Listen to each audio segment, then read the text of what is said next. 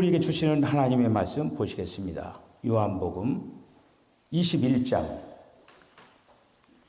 1절로 14절에 있는 말씀. 교독하시겠습니다. 그 후에 예수께서 디베라 호수에서 또 제자들에게 자기를 나타내셨으니 나타내신 일은 이러하니라.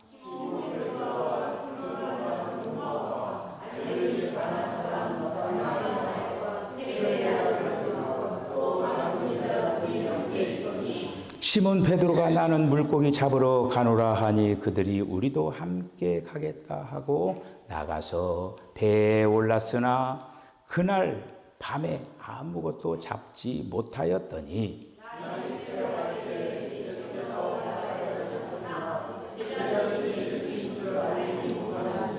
예수께서 이르시되 얘들아 너희에게 고기가 있느냐 대답하되 없나이다.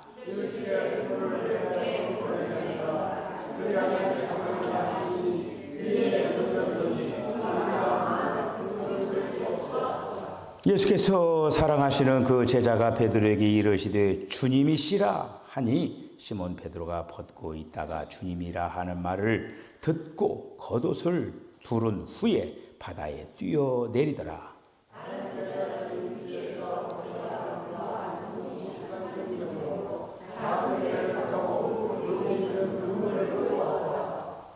육지에 올라보니 숯불이 있는데 그 위에 생선이 놓였고 떡도 있더라.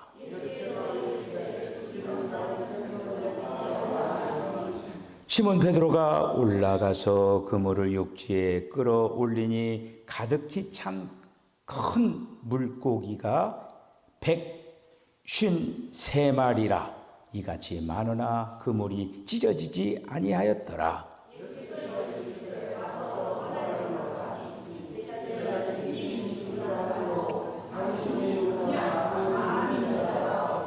예수께서 가셔서 떡을 가져다가 그들에게 주시고 생선도 그와 같이 하시니라.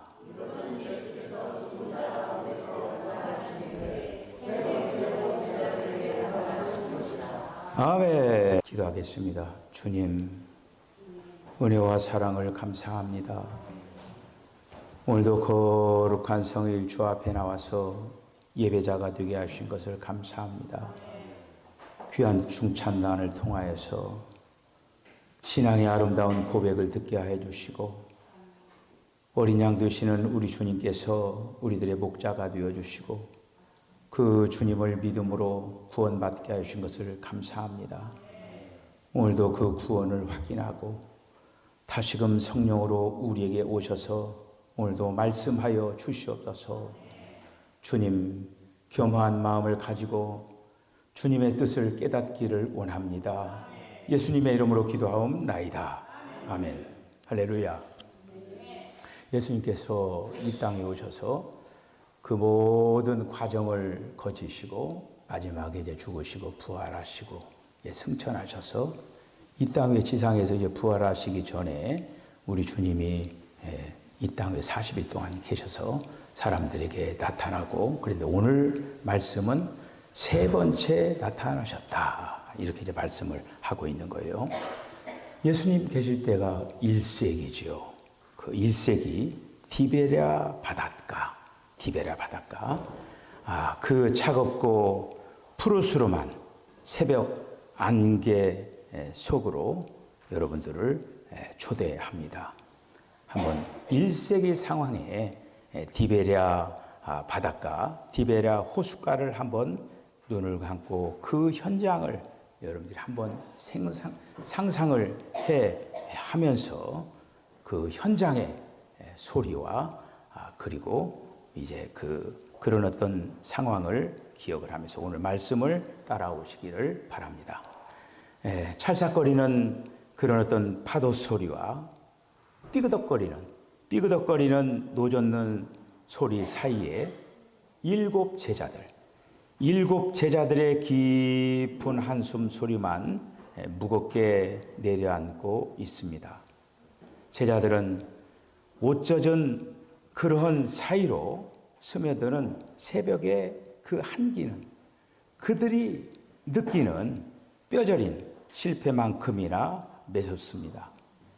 밤새도록 그물을 던지고 또 던졌지만 끌어올릴 때마다 텅 비어 있었다고 하는 것이죠.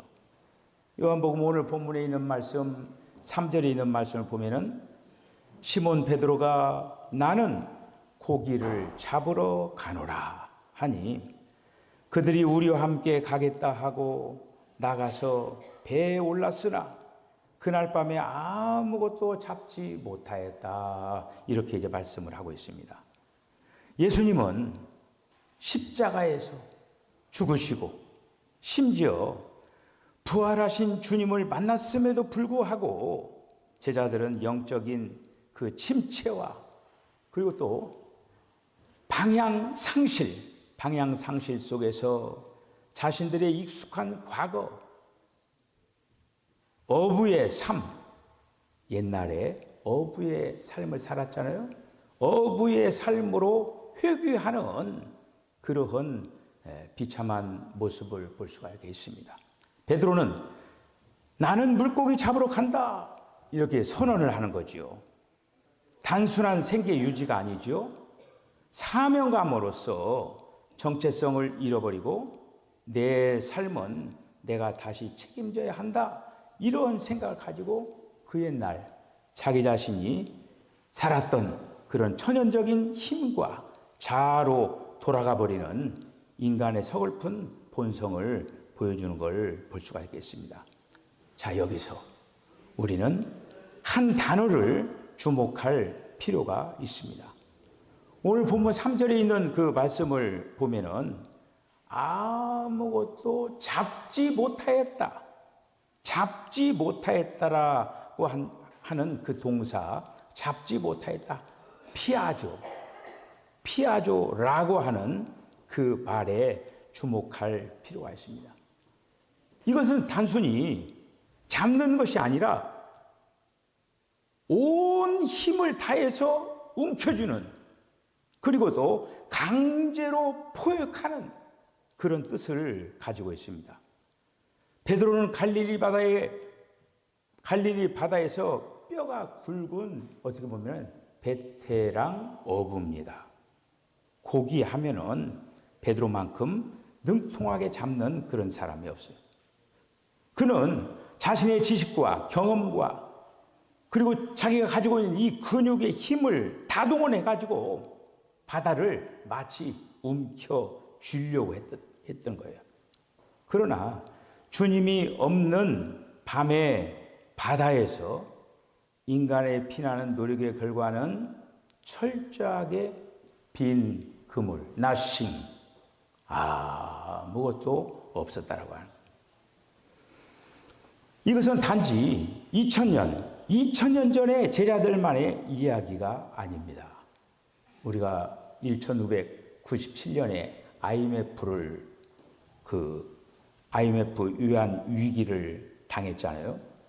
그런데 그 IMF 때 수백억의 매출을 올리는 한 기독교인 중소기업의 대표 이야기를 들어보시길 바랍니다. 그는 회사가 부도나고 수많은 빚더미에 앉게 되자 그는 극단적인 생각까지 품은 채 강원도의 한 허름한 기도원에 올라갔다라고 하는 거예요. 그는 거기에서 금식하면서 하나님께 원망을 쏟아냈습니다. 하나님, 제가 주일 성수도 잘하고 하나님 앞에 그 누구보다도 더 많이 11조를 했는데 어떻게 제 인생을 이렇게 빈 그물로 만드십니까? 제가 얼마나 밤새워 내 인생을 움켜쥐려고 노력하는지 주님 아시지 않습니까? 그렇게 하나님 앞에 하소연을 하면서 3일째 되던 날 밤새도록 하나님 앞에 울부짖으면서 예배당 바닥에 쓰러져 있던 그에게 기도원 식당에 봉사하던 나이 든 권사님이 다가왔습니다. 권사님은 말없이 김이 모락모락 나는 누룽지 한 그릇을 내밀면서 이렇게 말했어요.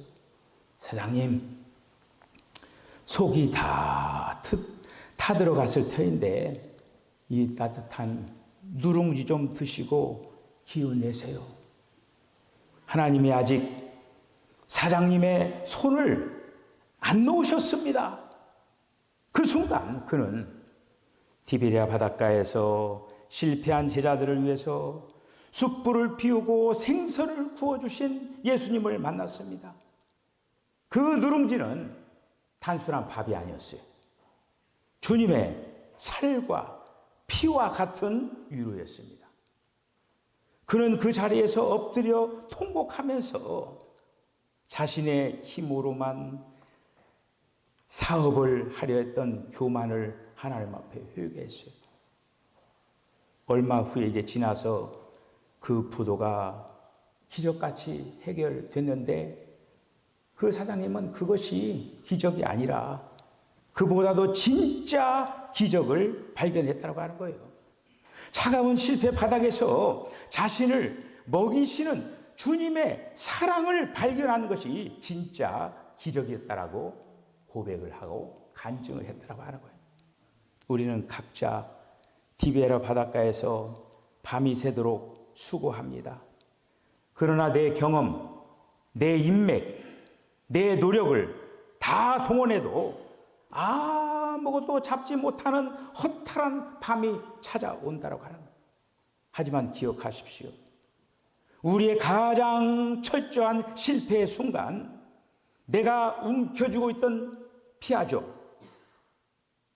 움켜쥐었던 이 손에 힘이 빠지는 바로 그 순간 그 새벽에 우리의 삶의 현장 해변에 부활하신 주님이 서 계신다고 하는 거예요.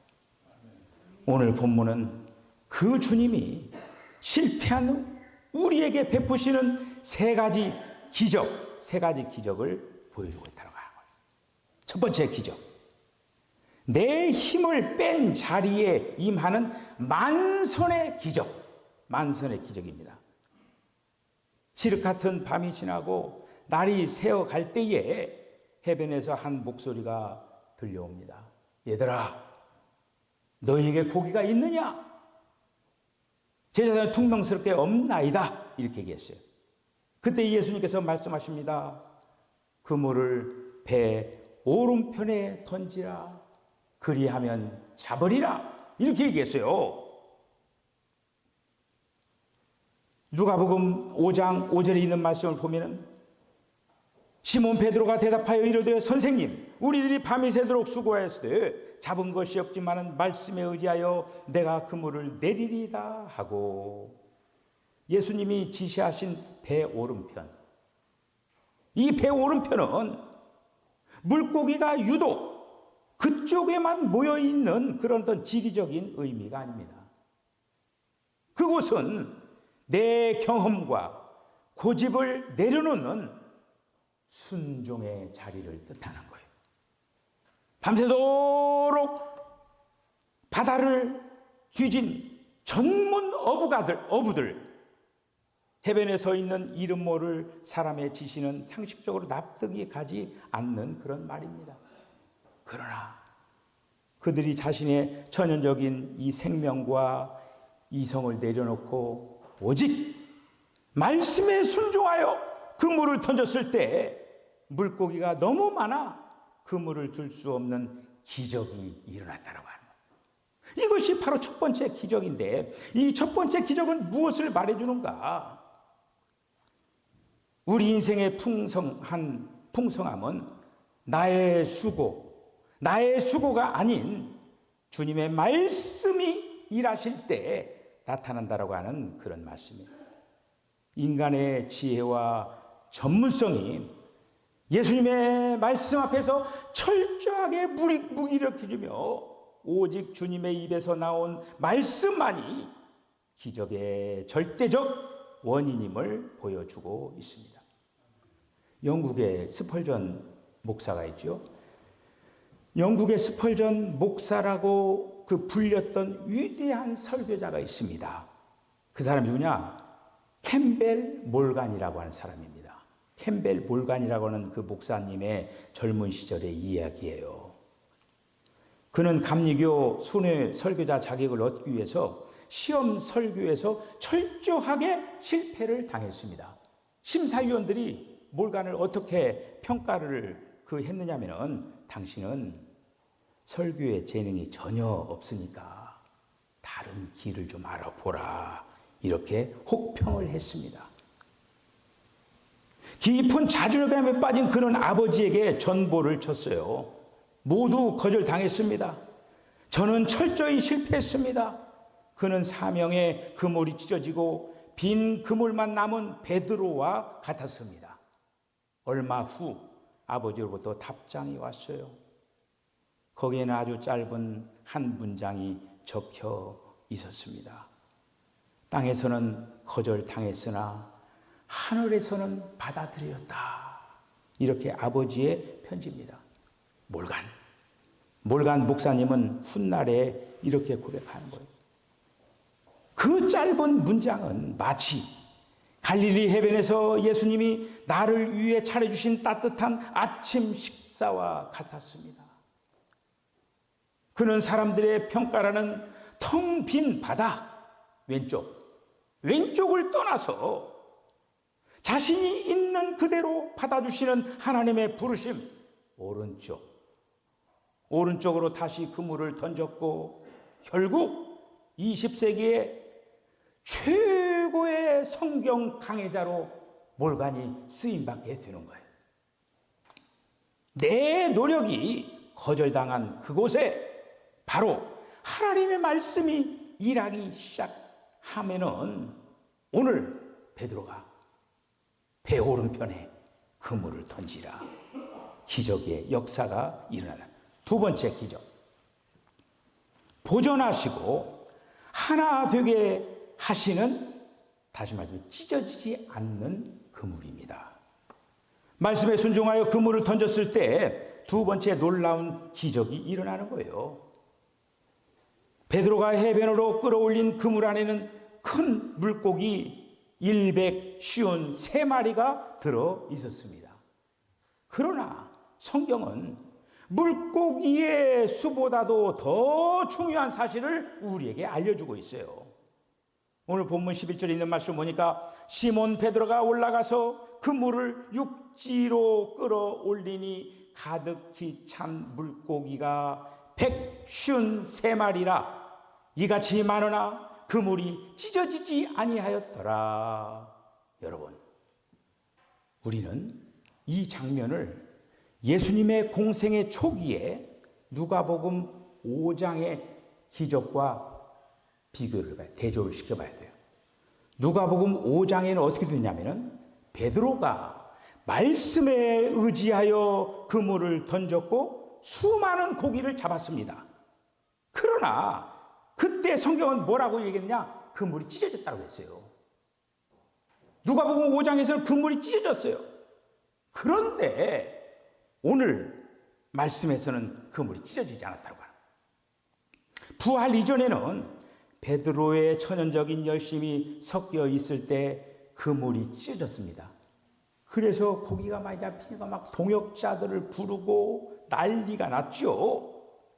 그러나 오늘 부활 생명 안에서 주님의 온전한 임재 가운데 잡은 153마리의 축복 앞에서는 그물이 찢어지지 아니하였다. 이렇게 선언을 하고 있어요.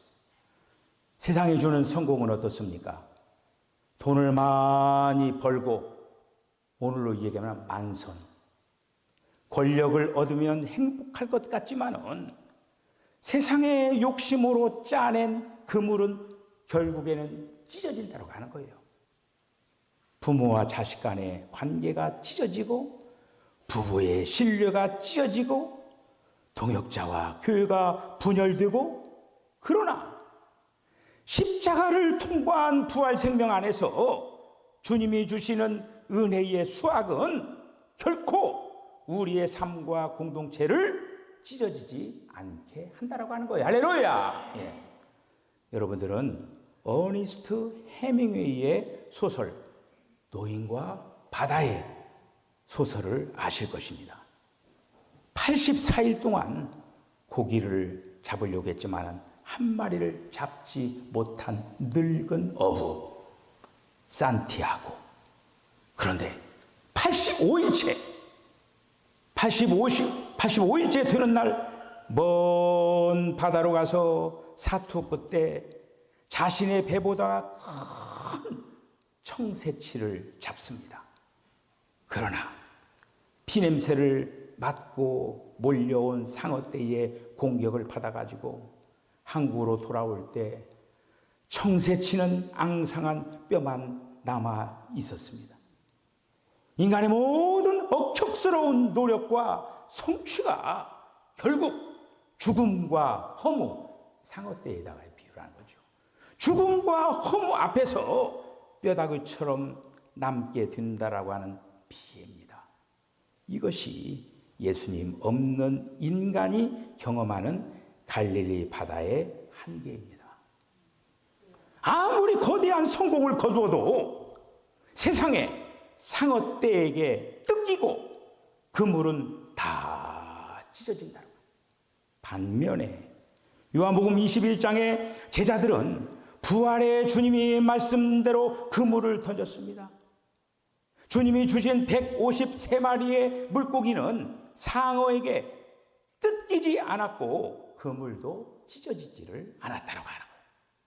성 어거스틴의 해석처럼 이 찢어지지 않은 그물은 어떤 환난에서도 당신의 백성들을 단 한 명도 잃어버리지 않고 지켜내시는 그리스도의 몸된 교회의 온전함으로 상징을 하고 있는 거예요. 주님이 주신 축복만이 상처 없이 우리를 보존시킵니다. 세 번째 기적.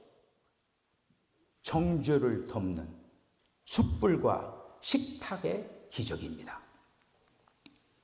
이제 제자들이 육지에 올라옵니다. 그리고 그곳에는 오늘 본문의 절정이면서 가장 위대한 세 번째 기적이 나타나는 거예요. 9절 13절에 보면은 육지에 올라오니 숯불이 있는데 그 위에 생선이 놓였고 떡도 있더라. 예수께서 가셔서 떡을 가져다가 그들에게 주시고 생선도 그와 같이 하십니다. 육지에서는 이미 숯불이 피워져 있었다고 하는 거예요. 숯불. 우리는 여기서 다시 한번 놀라운 원어의 신비를 잡아야 돼요. 이 숯불이라고 하는 헬라어는 안스라키아라고 하는 말입니다. 요한복음 전체에 이 안스라키아가 2번 나옵니다. 2번. 요한복음 18장 18절에 대사장들에서 베드로가 예수님을 3번 모른다고 저주하면서 쬐고 있었던 숯불, 안스라키아. 베드로에게 숯불 냄새는 씻을 수 없는 그런 어떤 배신, 수치감을 느끼고 어떻게 하면 트라우마까지 느낄 만한 그런 것이 숯불이었어요. 그런데 부활하신 예수님은 베드로를 위해서 해변에 다시 안스라키아, 숯불을 펴놓은 거예요. 왜 그러셨을까? 트라우마를 직면하게 하시되 이제는 정주의 불이 아니라 생명을 살리는 요리와 따뜻한 환대의 불로 그 옛날의 그 기억을 재해석하고 덮어주기 위하여서 숯불을 피는 거예요. 예수님이 그 자리에서 너 왜 그렇게 그때 배신했어? 왜 밤새 고기를 한 마리도 못 잡았니? 이렇게 묻지 않았어요. 아무런 잔소리나 훈계 없이 고요히 밥상을 차려줬습니다. 이 놀라운 숯불 위에 생선이 놓여 있었어요. 생선, 옵사리온이라고 말해요. 옵사리온. 제자들이 방금 바다에서 끌어올린 153마리의 물고기는 익투스. 여러분들 그 익투스 물고기 이렇게 있죠? 그게 헬라어로 익투스예요, 익투스. 이것은 완전히 다른 거예요. 옵사리온과 익수투는 완전히 다른 단어입니다. 옵사리온은 떡과 함께 우리들이 곁들여 먹을 수 있는 그런 요리한 작은 생선이에요. 먹을 수 있는 작은 생선. 반찬이라고 하는 거예요. 옵사리온은. 제자들이 잡아간 고기를 구워주신 것이 아니라고 하는 거예요. 주님께서 진히 아무것도 없는 무의 상태에서 제자들을 먹이기 위하여서 기적적으로 주님이 창조하여 준비해 주신 식탁이라고 하는 거예요. 주님은 우리의 쓸모와 우리가 헌신해서 가져온 성과물 익투스, 이것이 필요해서 우리를 부르신 것이 아닙니다. 주님의 궁극적인 목적은 피곤하고 줄인 우리를 친히 당신의 생명 옵사리오, 주님의 생명으로 우리를 먹이시는 데 있다고 하는 거예요. 최근 전 세계 직장인들 사이에 조용한 사직, quiet quitting이라고 하는 그런 어떤 현상이 큰 이슈로 등장하고 있습니다. 그렇다고 해서 직장을 그만뒀느냐? 그만두지 않아요. 직장을 그만두지 않지만은 마음이 이미 떠나버려가지고 기계적으로 움직이는 거예요.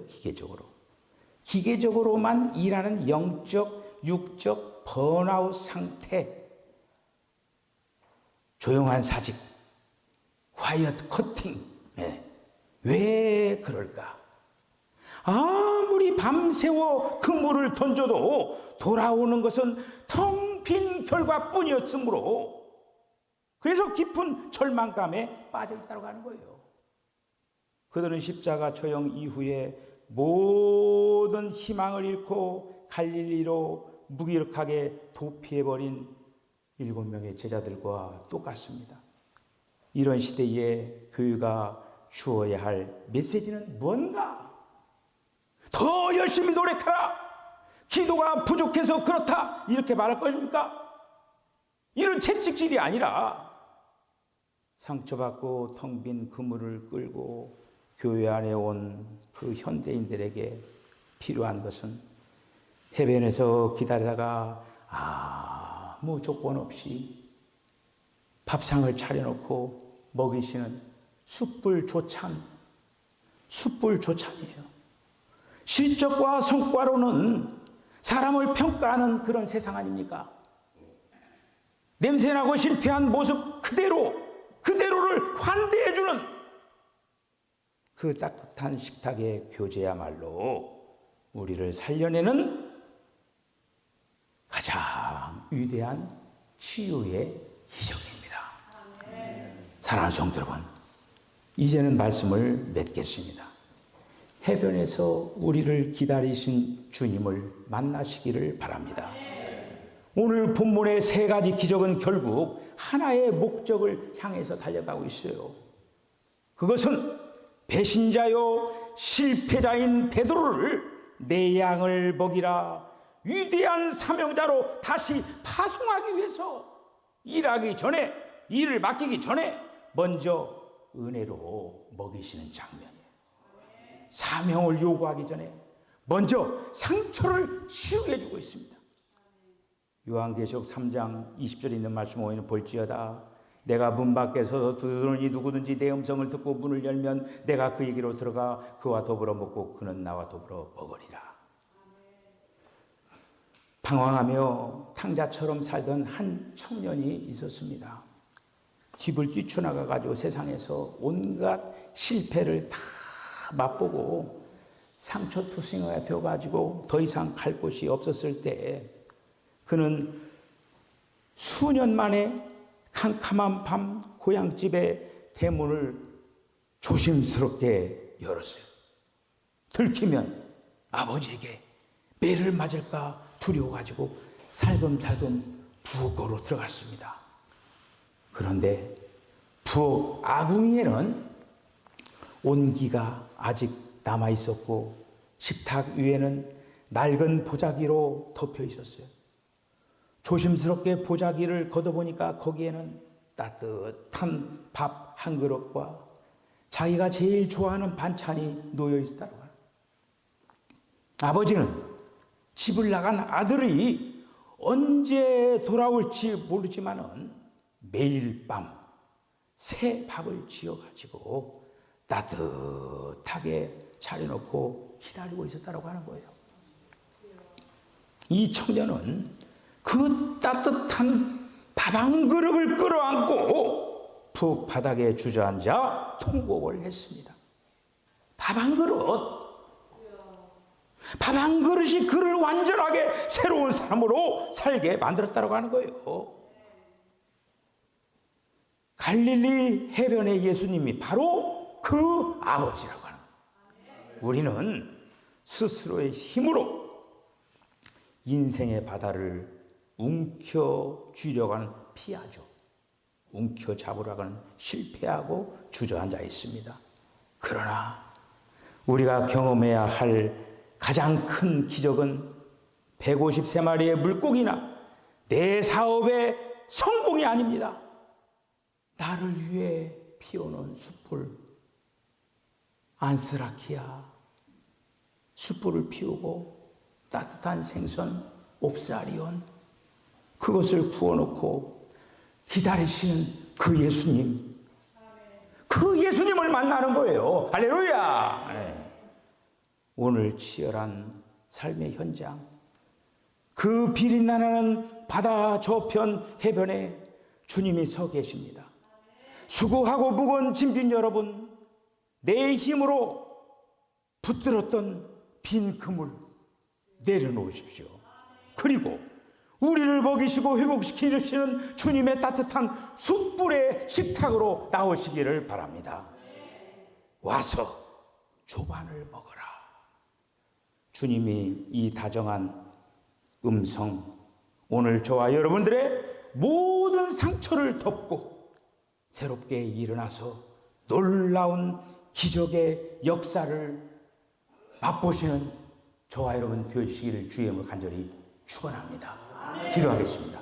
주님, 은혜와 사랑을 감사합니다. 주님, 우리는 삶의 현장에서 지쳐 있습니다. 주님 오셔서 따뜻한 숯불 식탁으로 안내해 주셨사오니 그 식탁을 통하여서 그동안의 모든 상처를 다 덮고 새롭게 일어나서 이제는 주님의 기적을 이루는 기적의 주인공들이 다 되게 하여 주시옵소서. 예수님의 거룩하신 이름으로 기도하옵나이다. 아멘. 지금은 우리 주 예수 그리스도의 거룩하신 은혜와 하나님 아버지 극진하신 사랑과 성령의 감동 감화 교통하심이 주님 오른편에 던져라. 숯불 식탁으로 나와라. 주님이 공급하시는 그 공급을 가지고 다시 일어나서서 주님의 기적을 맛보고 주님의 기적을 이뤄나가는 아름다운 삶을 살아내겠다라고 결단하는 우리 사랑하는 성도 심령과 가정과 기업과 저들의 삶 가운데 지금으로부터 영원까지 함께 하시기를 간절히 축원하옵나이다. 아멘.